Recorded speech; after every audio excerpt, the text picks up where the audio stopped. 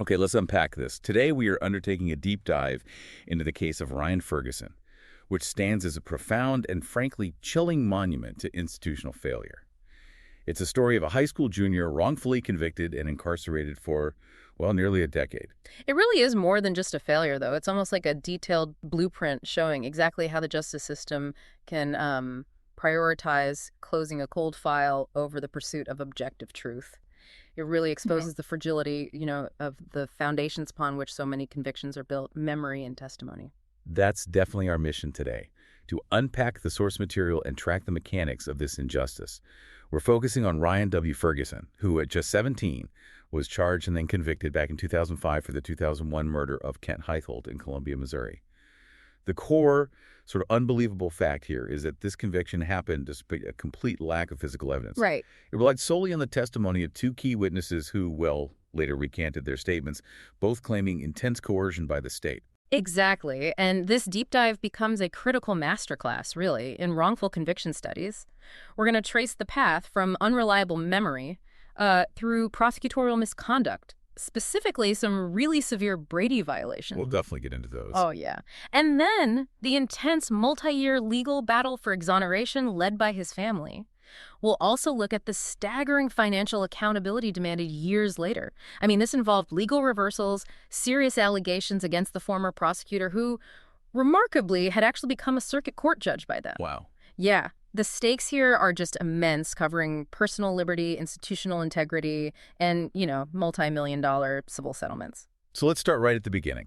The night of November 1st, 2001. Setting the scene for a crime that would, kind of shockingly, remain unsolved for 2 whole years. The victim was Kent Heitholt, the sports editor at the Columbia Daily Tribune, killed in the early hours of the morning right there in the paper's parking lot. And the initial timeline is pretty precise, and it's crucial. Heitholt was last seen alive by a coworker, Michael Boyd. Boyd spoke with him in the parking lot sometime between, say, 2:12 a.m. and 2:20 a.m. Okay. He was beaten severely with some kind of blunt object. The specific type, interestingly, was never conclusively identified by the police, and then he was strangled. Strangled with what? With what was later determined to be his own belt. Grim detail. Okay, so just minutes after Boyd left. Yeah, just minutes later. This is when the first key witnesses arrive on the scene. A janitor working at the Tribune, Shauna Orent, she went outside for a smoke break, apparently. Right. And she saw 2 shadowy figures near Heitholt's vehicle. Got alarmed, obviously, immediately went back inside to get her supervisor, Jerry Trump. Okay, makes sense. So when Orent and Trump came back out together, they observed 2 college-age men standing near the car. They reported hearing one of the men yell something like, "Someone's hurt out here, man," before they just hastily walked away, kind of disappeared through a nearby alley. And then they called for help. Right.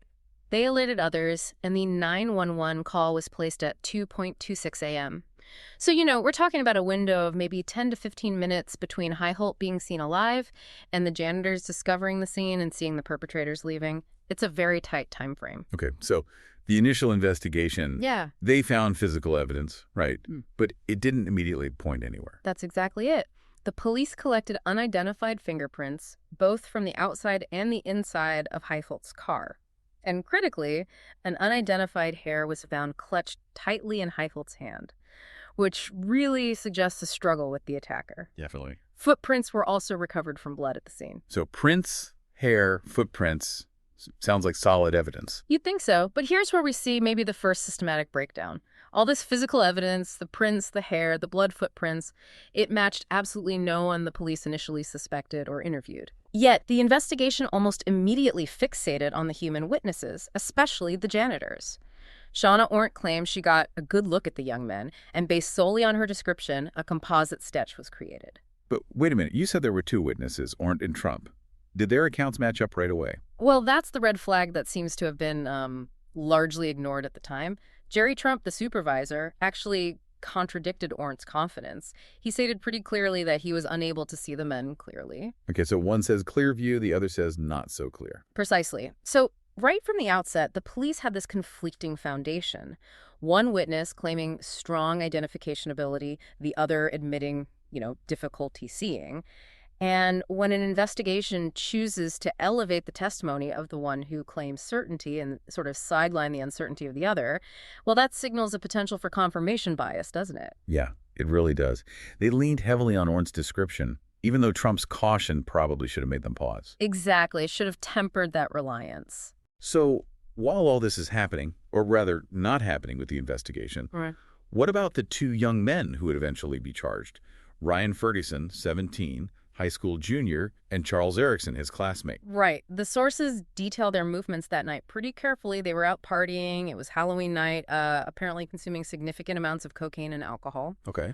They met Ferguson's sister at an underage bar called By George, ran out of money, apparently, and left the bar relatively early, somewhere between 1:15 a.m. and 1:30 a.m. This timeline becomes absolutely paramount later on, Why is that? because it would be disputed during the trial, and ultimately, proving this early departure time provided one of the final crucial pieces of evidence proving Ferguson's innocence. Got it. And crucially, Charles Erickson, he was extremely intoxicated. Extremely, to the point where he suffered what we now understand as intoxication-induced amnesia, basically a blackout. The technical term is anterograde amnesia for the entire period after leaving the bar. So he just couldn't remember. Exactly. The source material explicitly notes he had no memory of what had happened. And importantly, he didn't notice anything unusual the next day. No injuries on himself, no blood on his clothes, nothing like that. And for 2 years after that night, the case just went completely cold. Yeah, that's the typical trajectory, unfortunately, for a high-pressure cold case. Investigators are under immense pressure, right?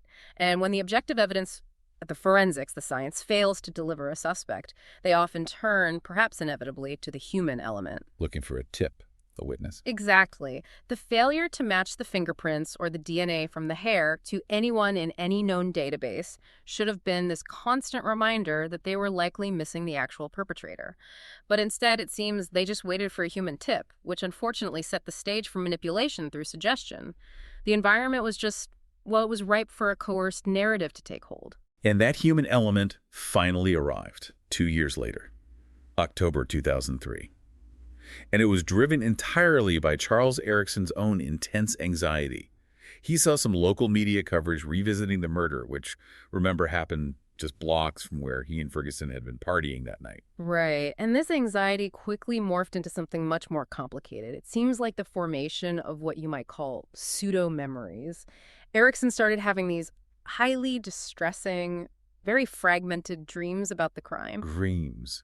Like he thought he remembered something. Not clearly. It's actually a common psychological response, when a vulnerable individual realizes they were physically near a traumatic event that they genuinely cannot recall due to something like a blackout. He became consumed by the possibility. He actually started asking Ferguson, hey, do you think we could have been involved? And what does Ferguson say? Ferguson strongly reassured him, said absolutely not, that he was certain they had just gone home after the bar. But Erickson couldn't let it go. No. The concern just spiraled further, especially when Erickson saw a newspaper article in November 2003. It included the composite sketch of a possible suspect, remember?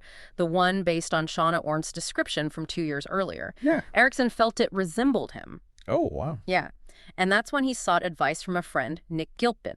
Gilpin then told another friend, John Alder. And Alder. And John Alder, based on this secondhand worry, this maybe I look like the sketch anxiety from Erickson, called the police. And he implicated both Erickson and Ryan Ferguson. Just based on that. A dream and a sketch resemblance. Apparently so. This single phone call immediately steered the entire investigation toward these two specific targets, effectively disregarding the 2 years of failed forensic attempts and the lack of any physical link. This brings us to the interrogation of Erickson, recorded interrogation, which is just. It's the absolute pivot point of this entire wrongful conviction story. The sources detail how riddled the interview was with flaws and massive red flags. Huge red flags. Erickson repeatedly told the detectives interviewing him that he had a foggy memory. He actually said, and this is a direct quote from the recordings, "I could be sitting here fabricating all of it." He admitted point blank he knew nothing concrete about the actual crime. So the police knew he couldn't remember. They were dealing with a subject who was clearly anxious, probably feeling guilty about his drug and alcohol use that night, and crucially, afflicted by genuine amnesia, a blackout. But instead of carefully testing his memory, seeing if he held any independent details, it really looks like they coached it. Oh, so. Well, when they started pressing him for details about the weapon used to strangle Heitholt, Erickson initially guessed completely wrong. He first guessed maybe it was a shirt. then maybe a bungee cord. Wild guesses. Totally off base. Then the detective intervened and explicitly told Erickson the murder weapon was the victim's own belt. Fed him the answer. And what was Erickson's reaction when they told him that crucial, non-public detail? His immediate, spontaneous reaction, caught on tape, was, "I don't remember that at all." Wow. That says everything. It really does. That is the defining moment of that interrogation. Police are supposed to verify knowledge, right? Not provide the script. It's like the mechanism of a false confession just laid bare. Absolutely. Erickson had avoided that anterograde amnesia. The police, likely wanting desperately to close this high-profile cold case, essentially provided the missing puzzle piece. The belt. And the psychological literature on this is pretty clear. Once police supply a critical fact like that, a vulnerable subject, especially one in Erickson's state, can internalize it. They might start to feel a sense of false recall or simply believe the information must be true because the police, these authority figures, confirmed it. So after what the sources describe as much prodding. Yeah, after much prodding, Erickson eventually fabricated a story implicating himself and Ryan Ferguson, claiming they'd robbed Heitholt for drinking money. So after 2 years of silence, the case finally breaks open. Not through DNA, not through fingerprints, but through the coerced, anxiety-driven, and highly unreliable testimony of a young man who literally admitted he couldn't remember anything and was apparently fed the key facts by the interrogator. That's the crux of it. And in March 2004, based almost entirely on this interrogation, Erickson and Ferguson were arrested and charged with murder and robbery. And the investigation, which had been completely cold, suddenly had unstoppable momentum. Exactly. And the government immediately offered Erickson a massive incentive, a plea deal. Reduced sentence in exchange for his testimony against Ferguson. So the most unreliable narrator imaginable Becomes the state's star witness. It transforms Erickson from someone admitting fabrication into the key piece of evidence against Ferguson, basically sealing Ferguson's fate before the trial even properly began. This is the moment a fundamentally flawed foundation turns into the official case narrative. Okay, so we get to the trial in 2005. And it really hinged entirely on the state's ability to sell this coerced narrative to the jury, didn't it? They somehow had to make two fundamentally unreliable witnesses, Erickson and the janitor, Jerry Trump, appear credible enough to outweigh the complete lack of forensic evidence. It required a really dramatic shift, particularly in Erickson's persona. Remember, this is the same individual who repeatedly told police he had a foggy memory, that he might be fabricating details, the one who had to be told about the belt. Right. Suddenly, he appears on the witness stand and provides this meticulously detailed description of Ryan Ferguson strangling Kent Heitholt. He testified to a version of events that was, essentially a police-induced memory, built piece by piece during that flawed interrogation. And then there was Jerry Trump, the janitor's supervisor. His testimony was meant to provide the visual corroboration, right? Yeah. Exactly. Trump testified that years after the murder, while he was serving time in jail on some unrelated charges, his wife supposedly sent him a newspaper article. He claimed that upon seeing photos of Erickson and Ferguson in this newspaper, he instantly and immediately recognized them as the two men he saw standing over Heitholt's body 4 years earlier. That sounds like a very convenient, dramatic moment for the prosecution. Extremely effective. It provided the illusion of this objective, non-biased eyewitness identification, despite, remember, Trump's earlier admission that he couldn't actually see the men clearly on the night of the crime itself. So his memory suddenly got crystal clear 4 years later in jail. According to his trial testimony, yes. It's the definition of convenience, really, for a state trying desperately to overcome a complete void of scientific evidence linking their suspects to the crime. And the defense. What could they do against these compelling, though flawed, testimonies? Well, the defense had to counter this emotionally resonant testimony with cold, hard science.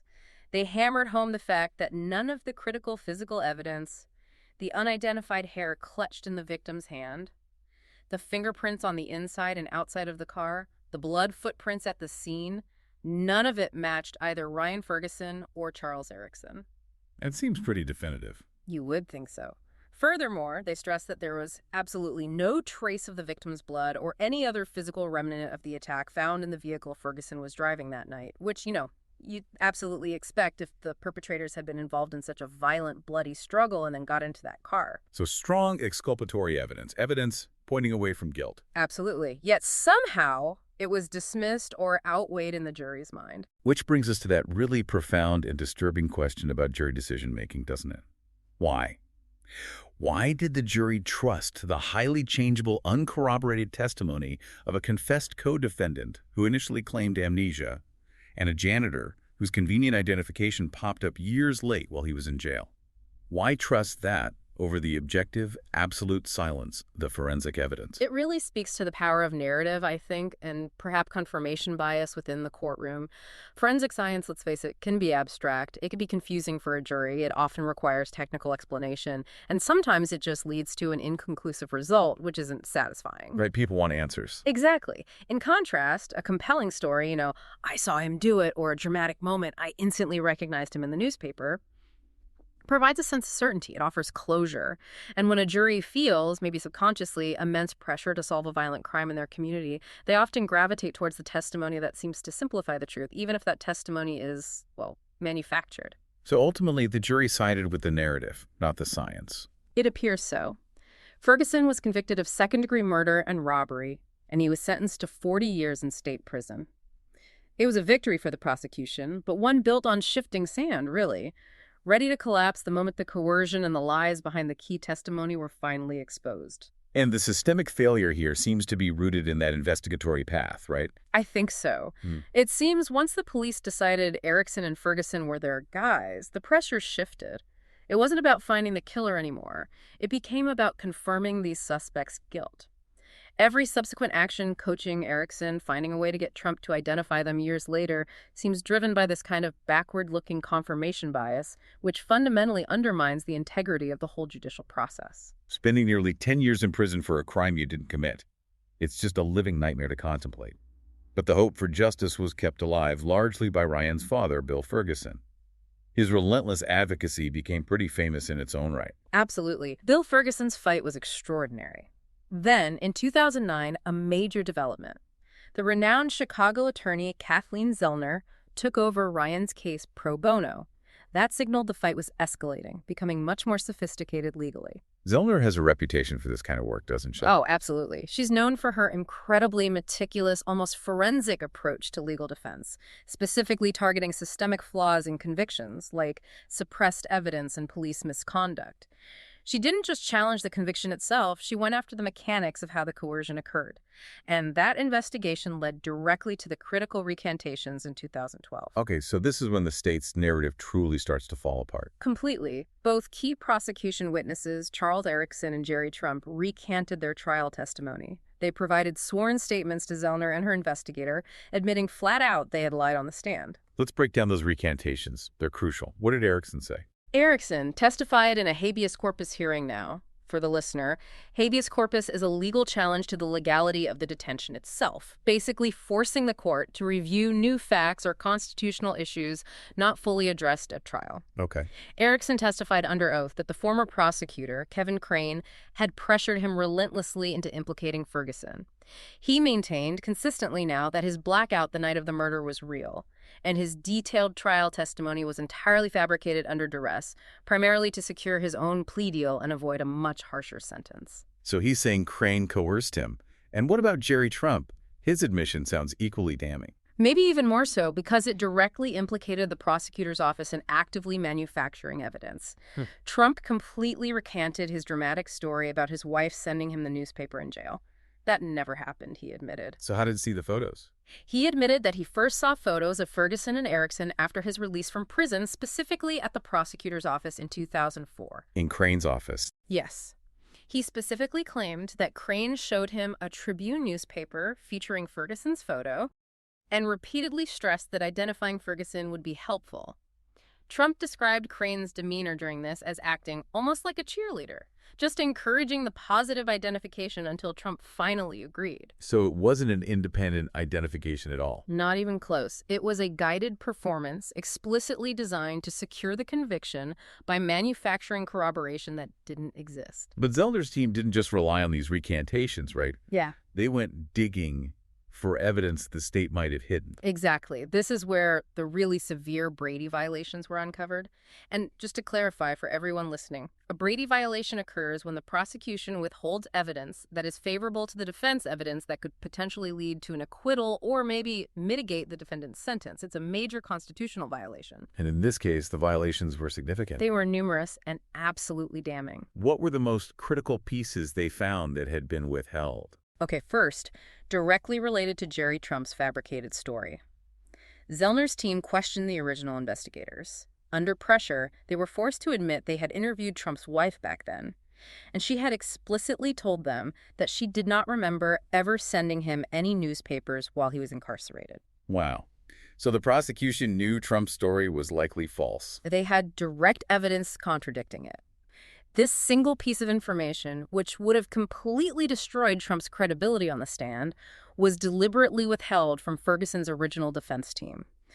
The Missouri Court of Appeals later characterized this specific withholding and others as a pattern of non-disclosures. Unbelievable. And it wasn't just about Trump, the secondary witness. No, the suppression extended even to the original eyewitness, Shauna Ornt. Remember her? The janitor who claimed she had a good look at the perpetrators that night, the one whose description led to the initial sketch. Yeah. But she never testified at Ferguson's trial to identify him, did she? No, and there's a reason why. Ornt testified later during the appeal process that she had actually told Prosecutor Crane before the trial that the man she saw on the night of the murder was definitively not Ryan Ferguson. She cleared him to the prosecutor. Yes. And she claimed that when she refused to implicate Ferguson, Crane became verbally threatening during their final conversation before trial. So the prosecution buried her testimony because it was exculpatory. That's the inescapable conclusion Zellner successfully demonstrated. The prosecution knew Ornt's testimony would shatter their case against Ferguson, so they intentionally suppressed her as a witness and kept this vital information hidden from the defense. Another major Brady violation. So witness coercion, witness suppression. What else did the defense uncover? Beyond the witness issues, they found objective evidence that completely destroyed the entire time frame the prosecution had relied on during the trial to place Ferguson at the scene. Ah, the timeline discrepancy we talked about earlier. Exactly. This provided the sort of factual smoking gun. At trial, Erickson, in his coach testimony, had claimed that he and Ferguson returned to the bar by George around 2:45 a.m. after the murder, which we know happened around 2:20 a.m. He claimed they stayed until maybe 4:00 or 4:30 a.m. and even spoke to the bouncer, Mike Shook. But that wasn't possible. Completely impossible. Zellner's investigators tracked down Shook and other patrons. They obtained solid evidence confirming that the bar, by George, had actually closed at 1:30 a.m. that morning. 1:30 a.m. Yes. Erickson and Ferguson had left between 1:15 and 1:30 a.m., making it physically impossible for them to have returned to the bar after the 2:20 a.m. murder occurred blocks away. This one objective, verifiable fact proved Erickson's trial narrative about their movements was utterly fabricated. So you have recantations, documented Brady violations, and now proof the timeline was impossible. Right.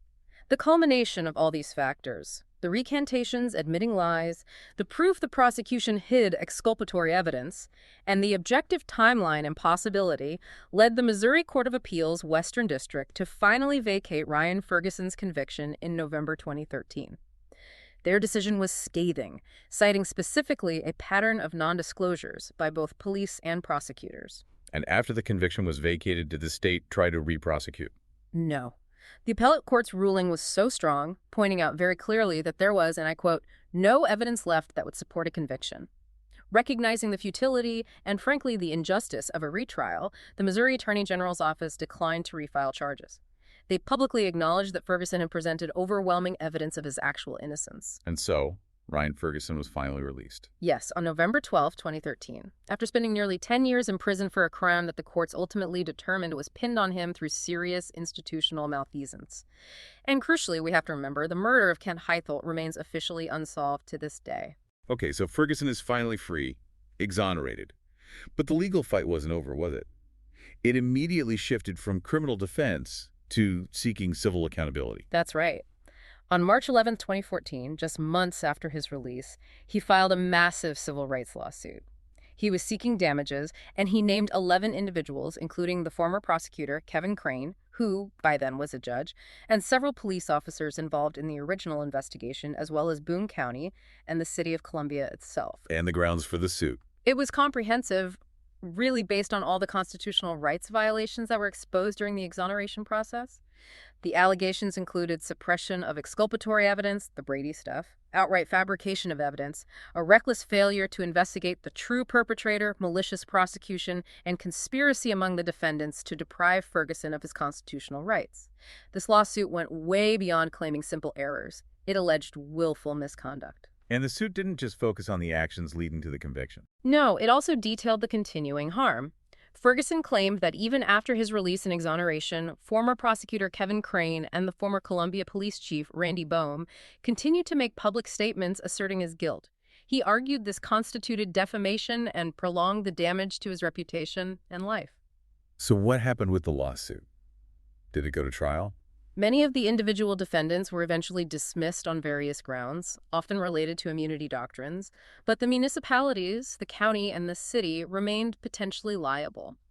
In July 2017, rather than face a full trial they seemed certain to lose, a judge approved an $11 million settlement for Ferguson. $11 million. How was that number reached? It seemed structured quite deliberately. Essentially $1 million for each year he had spent wrongfully incarcerated, plus an additional $1 million intended to cover his extensive legal expenses incurred fighting for his freedom. I remember finding the city's legal reaction to that settlement really interesting. They didn't exactly admit fault, did they? No, they were very careful. Their attorneys publicly compared the settlement to an Alford plea. Now, for listeners who might not know, an Alford plea in a criminal case allows a defendant to plead guilty while still maintaining their innocence. They do it because they acknowledge the state has enough evidence that a conviction at trial is likely. So applying that logic to the city. Exactly. It meant the city wasn't technically admitting liability or guilt for the police and prosecutorial misconduct. But they were acknowledging that the weight of the evidence uncovered by Kathleen Zellner was so overwhelming, those Brady violations were so clear and documented, that they would almost certainly lose badly in a full civil trial. Paying the $11 million settlement was basically the expedient way to cut their losses. But it serves really as a quiet admission of profound institutional fault. You'd think $11 million would be the end of the financial chapter, but unbelievably, it was only the beginning of a much bigger insurance fight. Yeah, this is where the legal and financial consequences just compound exponentially years later in 2024 and 2025. It gets complicated, but essentially the city and county were insured by Travelers Insurance. That policy was supposed to cover the municipal liability arising from this kind of police and prosecutorial misconduct. Okay, standard practice. Right. But in November 2024, a jury awarded Ryan Ferguson nearly $38 million in damages, not directly from the city this time, but from Travelers Insurance. Why? Why was the insurance company paying him? Because, according to the lawsuit and the jury's finding, Travelers Insurance had failed to pay out on a previous related wrongful conviction lawsuit settlement involving the same defendants. They essentially refused to honor their insurance obligations regarding the city and county's liability for the misconduct that led to Ferguson's wrongful conviction. Wait, so this huge financial award wasn't just for the original wrongful conviction itself, but for the insurance company's refusal to fulfill its contractual obligation regarding that systemic failure. That seems like adding insult to injury. Precisely. The original civil liability stemming from the misconduct was bad enough for the public coffers and reputation, but the insurer's subsequent response, trying to avoid payment, was deemed illegal and acting in bad faith, and it got worse. Oh. In June 2025, the presiding judge, Cole County Judge Cotton Walker, increased that jury award even further, raising the total to a monumental $43.8 million. $3.8 million. Yes, and the breakdown is revealing. It included $41.6 million specifically allocated for the insurer's bad faith actions, and another $2.14 million for something called vexatious refusal to pay under Missouri law. Can you explain those terms, bad faith and vexatious refusal? They sound pretty serious. They are. In this legal context, bad faith essentially means the jury and judge found that the insurer, Travelers, knowingly and intentionally refused to honor a clear contractual obligation to protect the municipality and, by extension, cover the damages owed to Ferguson, even though they knew or should have known the evidence of the underlying liability of the misconduct was overwhelming. Okay, so deliberate stonewalling. Pretty much. And vexatious refusal is a specific penalty under Missouri statute. It allows for additional punitive damages when an insurer's refusal to pay a legitimate claim is found to be without reasonable cause or excuse, basically, unreasonable and unjustified stalling. The court was effectively punishing the insurer not just for failing to pay, but for compounding the original harm, the police and prosecutorial misconduct, by dragging things out and refusing to pay the compensation justly owed to Ferguson. That is just an astonishing final tally. It's hard to imagine a clearer financial indictment, really, of the severity and recklessness of the original misconduct that led to all this. It absolutely solidifies the case's status and the findings of fault. Remember, the National Registry of Exonerations cites Ferguson's case as an official exoneration, not just because witnesses recanted, but because the appellate court's ruling was definitive. There was simply no evidence left that would support a conviction. This massive financial judgment in the civil realm serves as powerful confirmation that the failure wasn't just error, it was systemic, likely intentional in parts, and profoundly damaging to constitutional rights. Amidst all these colossal legal battles and financial settlements, the personal story of Ryan Ferguson after exoneration is really one of incredible resilience and, frankly, transformation. His father's advice, given just 4 days after Ryan's arrest back in 2004, seems to have truly provided the framework for his survival. Yeah, his father, Bill Ferguson, delivered what sounds like a brutal but necessary dose of reality. He apparently told Ryan, look, I know you're innocent, but while you're in there, I can't protect you. You have to do everything you possibly can to make yourself stronger, faster, and smarter just to survive. That's intense advice for a 17-year-old facing prison. Absolutely. But Ryan took that mandate incredibly seriously. He dedicated himself to rigorous physical and mental discipline throughout his time incarcerated. He actually became a certified personal trainer while in prison. No kidding. Yeah. And later, after release, he published a book based on his experiences and methods called Stronger, Faster, Smarter, a guide to your most powerful body. It focused on the techniques he developed to maximize physical and mental strength during that decade behind bars. And his visibility definitely grew after he got out. He didn't just fade away. Not at all. He used his platform almost immediately for advocacy. In 2016, he hosted an MTV series called Unlocking the Truth. It was a documentary series that investigated other potential wrongful conviction cases, trying to shed light on them. And he was on The Amazing Race. He was, perhaps demonstrating that sheer competitive spirit and focus he must have honed. He competed on the 33rd season of the show with his friend Dusty Harris. They actually placed third. So he really successfully transitioned from being, a victim of the system to becoming a very effective public advocate and a recognized figure. Now, let's talk about Charles Erickson for a minute. It's such a complicated part of this story. Despite the fact that Erickson's false testimony was the very instrument that put Ferguson in prison for 10 years, Ferguson took what seems like an incredibly empathetic and forgiving stance towards him. It really speaks volumes about Ferguson's maturity, I think, and his deep understanding of the dynamics of coercion. He seemed to recognize that Erickson himself was, in many ways, a vulnerable target for the prosecution, easily manipulated due to his state that night and his subsequent anxiety. He actually vowed to help Erickson. He did. Ferguson stated publicly that Erickson was used and manipulated by the authorities and, in his view, doesn't belong in prison for his role in the false confession and testimony. Wow. What actually happened to Erickson legally after Ferguson's exoneration? Well, Erickson had received that 25-year sentence as part of his plea deal for testifying against Ferguson. He did file appeals later, arguing his confession was coerced, but initially the courts denied them. They pointed to the fact that he had confessed to the crime, trapping him in the very plea deal that was predicated on the lie. It highlights this cruel catch-22 of coerced confessions and plea agreements. Confessing, even falsely, makes it incredibly hard to undo later. So he was stuck. For a while, yes. However, eventually, likely due to the high-profile exposure of the case, the clear evidence of the coercion involved in his confession, and perhaps Ferguson's own advocacy for him, Erickson was granted parole. He was released in January 2023, having served 18 years of his 25-year sentence. So a deeply complicated narrative there, where you could argue both the wrongfully convicted man and the falsely confessing witness were victims, in different ways, of institutional pressure and misconduct. I think that's a fair assessment. And we absolutely must remember the original tragedy here. The victim, Kent Heitholt. Ryan Ferguson's exoneration, while crucial for justice for him, did not solve the murder. That crime officially remains unsolved. A critical point. And to ensure that true justice is ultimately found for Heitholt, The Ferguson family has offered a $10,000 reward for any tips that might lead investigators to the actual perpetrator or perpetrators. That's an essential reminder. Exonerating the innocent is only half the journey toward true justice. Finding the guilty party is the other half, and that hasn't happened here yet. The case, thankfully, has been widely disseminated across major media outlets. 48 Hours, Dateline have covered it extensively. And there was a documentary, too. Yes, the 2015 documentary Dream Killer.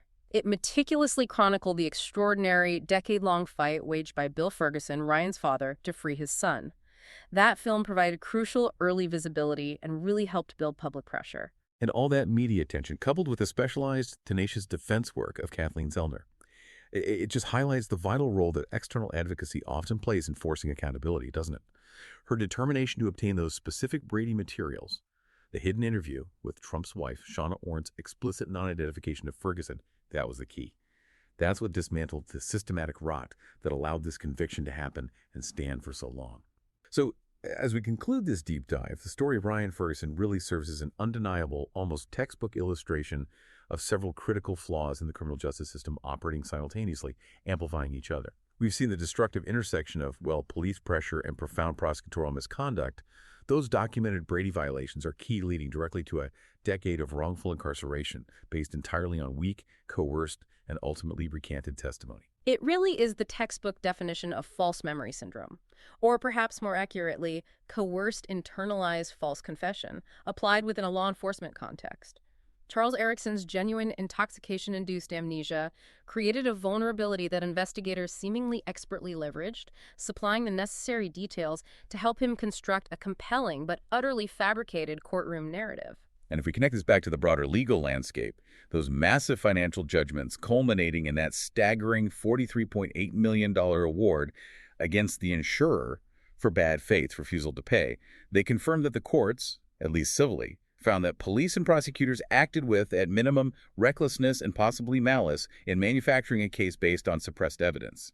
The money attempts to compensate the individual for the immense harm done, but does it automatically address the foundational failure of integrity within the system itself? And that raises a really important, maybe unsettling question for you, the listener, to consider. If the financial penalties for severe, documented prosecutorial misconduct can reach the tens of millions of dollars, yet the individuals directly responsible often escape criminal sanction or even professional disbarment, well, how does a society truly ensure that accountability extends beyond just financial consequences? How do we secure the ethical conduct of all actors within the justice system proactively? That's a heavy question. It is, because this case highlights that proving an individual's innocence, even definitively, is often merely the beginning of a much longer, far more difficult fight for true institutional change and accountability.